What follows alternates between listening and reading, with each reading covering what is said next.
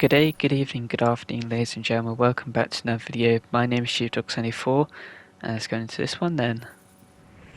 So, welcome back to another episode of the Need for Speed Hot Pursuit series, a remastered version that is that we've been doing. Thank you all for the support on it. And while this video will be coming out on Thursday, I'm recording on Tuesday. So, if I did get to 100 subs, then thank you for it. If not, then we'll still keep going. And if you unsubscribe to get me back down to 99, then you are really annoying. Joking, love you still. Anyway, this is the total game completion. We're up to 18%. So we only went up 1% from the last episode, which doesn't really make much sense to me. But there you go. That's the stats that we've done so far. But speaking of stats, it's time to do a time trial for the Experience More time trial, and we're only allowed to use one of the Maseratis that we have available to us, which is the Gran Cabrio. So I guess that is the one that we're going to be using.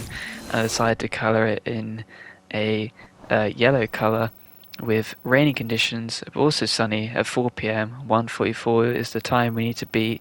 So let's head on down to the track, 4 miles. So a pretty short one all in all. But yeah, we have to try and navigate the weather, which honestly looks like sort of British weather, despite Seacrest County being based in America. But we get a few near misses, and we get some of the boost to get the power down and get on with this time trial. Not really much else to speak about in my life. Obviously going to Goodwin in a few days as of when this video comes out, but we make a crash here because I was well, not very quick to react to that car, and so we go round, and that is a bit of time loss as we've got just under a minute to get to the end of 2.3 miles. So we're about halfway as we go around this corner and onto the bridge. But yeah, like I was saying, nothing really to report on from my side. Just glad to be playing this game. Hopefully you guys are enjoying the series.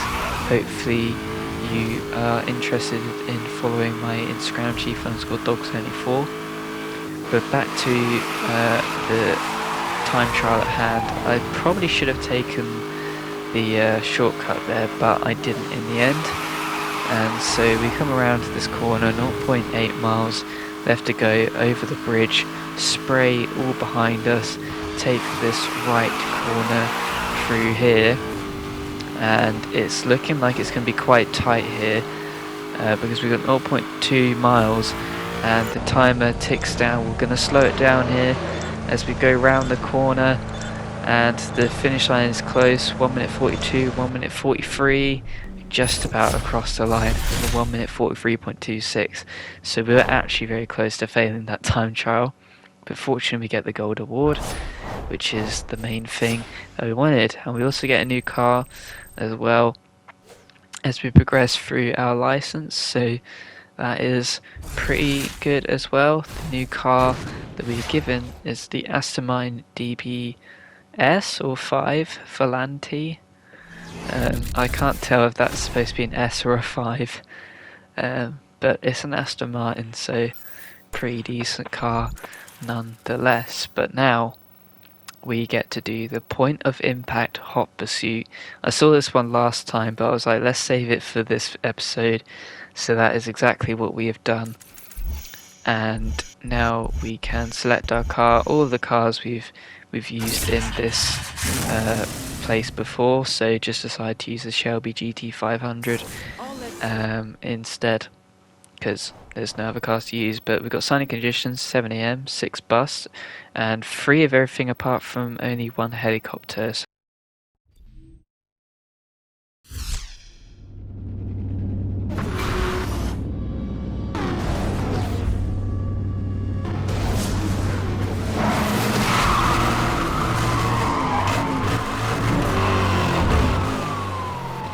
11.3 miles ahead of us to try and take out all 6 of these cars for the full distinction.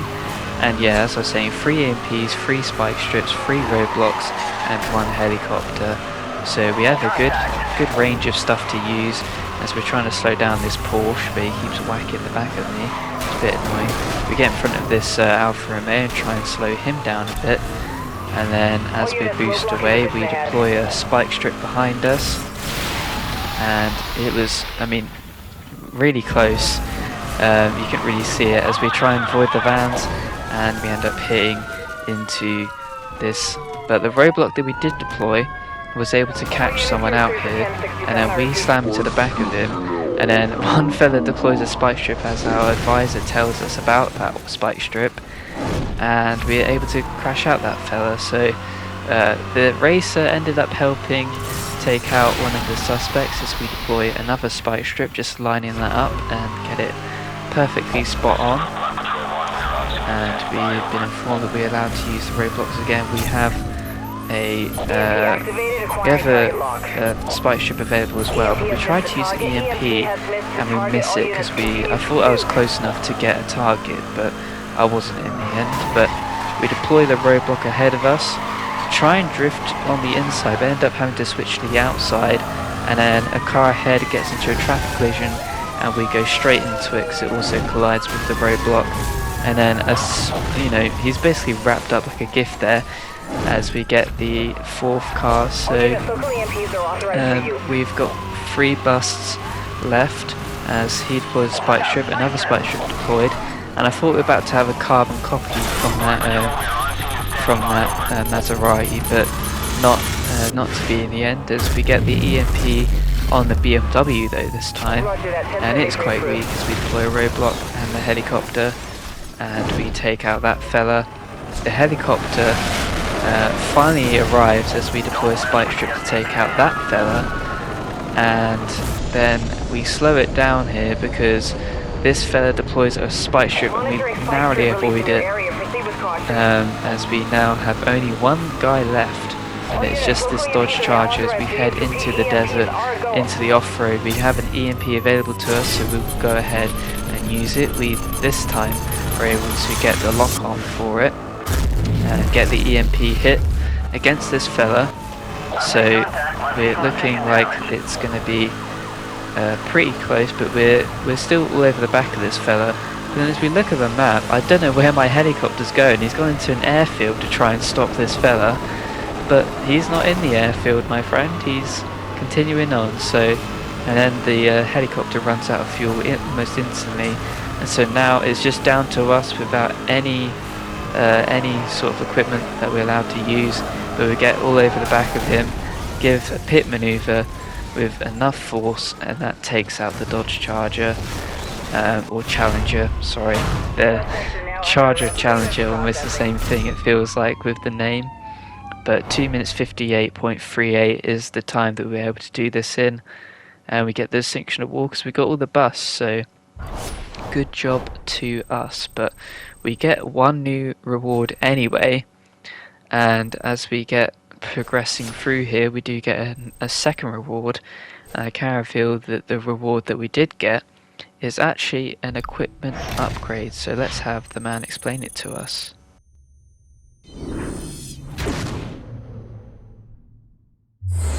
Engineering the future of speed enforcement. Introducing the Shredder. 50% wider, 30% longer, no moving parts. Deployed in less than 5 seconds. Now equipped on all SCPD interceptor units.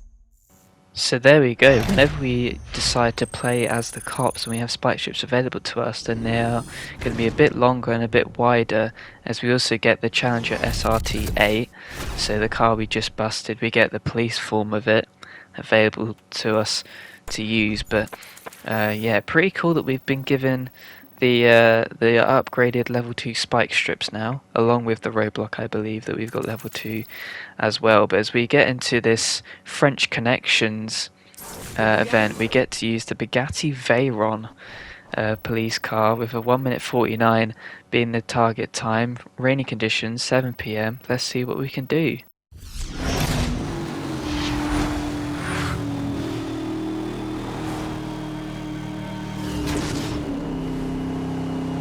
Central to all units. Officers require assistance on Rockingham Road.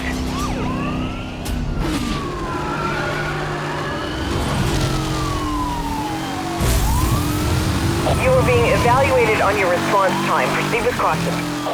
So we have 5.3 miles ahead of us, but I just wanted to zoom in here and show you that the Bugatti Veyron has an active aero spoiler. So as you can see there, it went from down or up to down, and it's gone back up now. It goes back down, and that is based on the speed here, because as you're going faster, you want to have a lower wing so that you get less drag. But as we go around this corner, you can see as we collide with the wall, the spoiler goes up with the active aero to give us more downforce, and as we increase our speed a bit, you can see that the active aero also goes back up so that we can still gain time while also, you know, being able to control the car at decent speed. But the Veyron realizes that we need more speed by having it lowered, as we narrowly avoid that Audi there. So it's actually a really cool car, and it's quite cool that in 2010 they were able to make like an active aero sort of spoiler in the game, and it actually works pretty well. So it's actually quite mesmerizing just looking at it going up and down. But we've got 6 seconds of time penalties as we come towards the end of this straightaway, which is also towards the end of this event. But we can see the goal in sight now, and we're going to be able to fairly comfortably get across the line and stop this fella. But yeah, what a joy to drive. It's quite cool that we got to drive the Veyron early. Obviously it's only a preview, we don't have it yet. We're still ages away to getting that car. But yeah, it's actually quite a pretty cool one. So one to look forward to, that is for sure. But the last event of today is the shock and awe hot pursuit that I want us to do, and I can tell you that we have a new piece of equipment for the racers side, so let's have a look at what it is. The cops have been increasing their use of force. To combat this, we have fitted your car with a jammer. When in a pursuit, you can activate this device to disable the communications and weapons of all cops for a limited time. While active, this weapon will also show you the position of any local roadblocks the cops have set up. The effect will only last for a short time. After this, the system will need to recharge before you can activate it again. Activating the jammer takes a lot of juice, so you will only have enough for a few uses. So there we go, we have the jammer unlocked. Of course we had an intercept where the enemy was using a jammer, but now we get to use it in this event. And I decided to choose the Camaro SS as my car of choice and put it in black. But yeah, pretty cool that we got that with lightning conditions, 9 PM. We get 4 jammers, 2 spike strip, 2 EMPs, first as a target, and yeah, let's see if we can do it.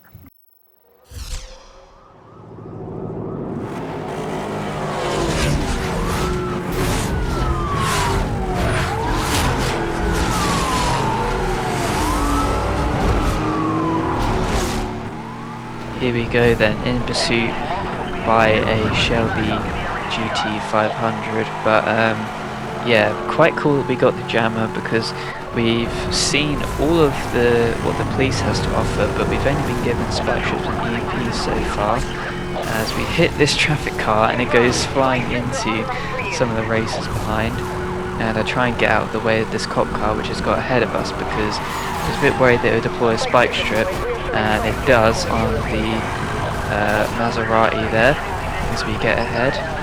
But yeah, the jammer is pretty good. Like, there's more to it than what the lady was saying, as we narrowly avoid the roadblock by going on the outside there. But yeah, there's more to the jammer than what has been said, and I'll try and showcase that in this event, as we have an Alfa Romeo cop car chasing after us, which looks pretty interesting. But we get engulfed a bit here by these two, but unfortunately that cop car got engulfed by a civilian car as we get hit up the behind by a Maserati, and that sends us into a wall. But we're looking behind now, we deploy a spike strip, and we get the spike strip wreck on that cop, and so that gives us a bit more boost, so we can now fly around this corner, and we end up getting into first, just about.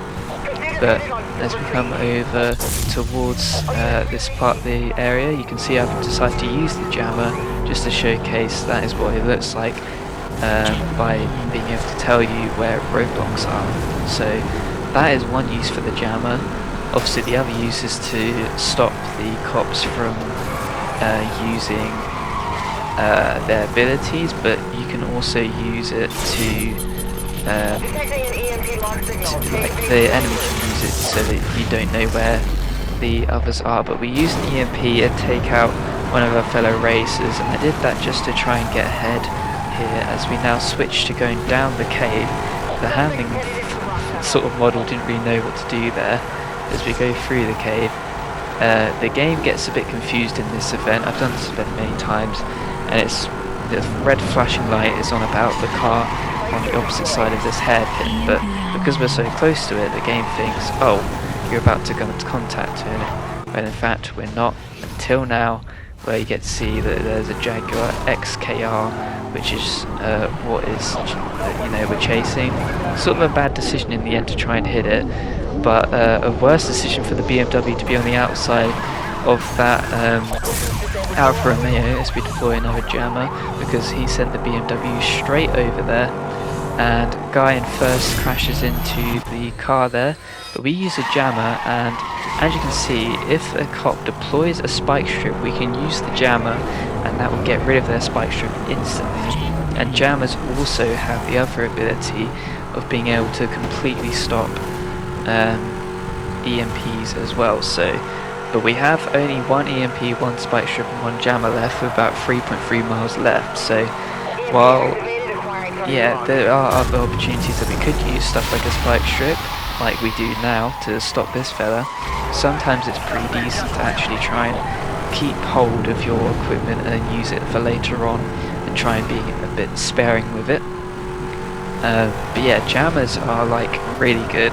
Like, if it gives us another way of trying to stop the police from using EMPs on us. You can either use spike strips now if they're close enough, or if they're still tracking you, then you can try and use a jammer, and that should stop them in their tracks. But we've got a police car on our inside, and we also have a BMW. Try and take out the BMW, which I successfully are able to do, and somehow this car gets in front of us, so we decide to use our lone EMP left on it, because I want to try and get first. We're getting towards the crunch point of this event, with 1 mile left.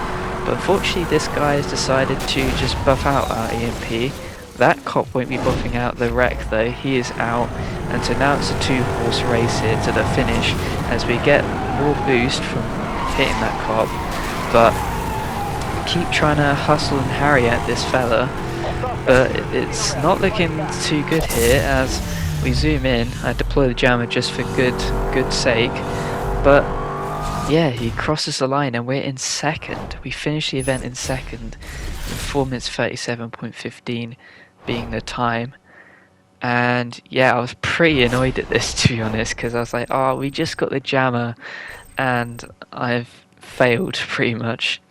But we haven't failed in going over the suspect limit, so we're on to bounty level, sort of level 5 now, which is decent, but I want to get the gold on all of them, and unfortunately we're going to have to wait until next episode where we'll hopefully try and get some redemption,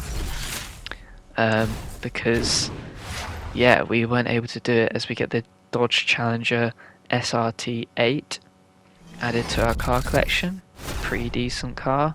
Of course we just got it for the police, so nice to see we got it for the racing side as well. But yeah, silver on the Shock and Awe event. So next time, the first event that we're going to be doing is definitely the Hot Pursuit to try and get it. And here's just a replay of the finish. We were so close and he was so weak. I genuinely thought we could take him out and win, but we couldn't in the end. But that's going to do it for today's episode, guys. You're going to have to wait until next Tuesday to see me try and beat this event. But yeah, hopefully you guys enjoyed it still. Leave a like if you did, subscribe if you enjoyed all my content, dislike if you didn't, comment anything you enjoyed below or constructive criticism. But yeah, until then, it's been Chief Tug 74 gutting. We'll see you guys next time.